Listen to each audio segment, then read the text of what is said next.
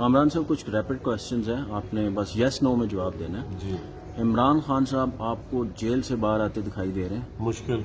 वजह उनके एक्शंस। क्या वो इलेक्शन में हिस्सा ले पाएंगे? मुश्किल। उनकी पार्टी इलेक्शन में हिस्सा ले पाएगी?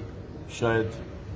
उनके कैंडिडेट्स होंगे या नहीं होंगे? उनको कैंडिडेट्स मिलेंगे इस लेवल पे कि क्योंकि तकरीबन 350 नेशनल असम्बली के लिए चाहिए, सूबाई असम्बलियों के लिए 1000 कैंडिडेट चाहिए, इतने कैंडिडेट होंगे उनके पास? तमाम हलकों में तो मुश्किल है। अगर पीटीआई इलेक्शन लड़ती है और बैलेट पेपर के ऊपर तो जो है ना बल्ले का निशान होता है, तो लोग किस तरह रिएक्ट करेंगे? उनको वोट देंगे या नहीं देंगे? डिपेंड करता है कितने हलकों में बल्ले का निशान होगा, कितनों में नहीं होगा। इस बार इलेक्शन के अंदर जो है ना जो पीटीआई के कैंडिडेट हैं वो अहम होंगे या बल्ले का निशान अहम होगा?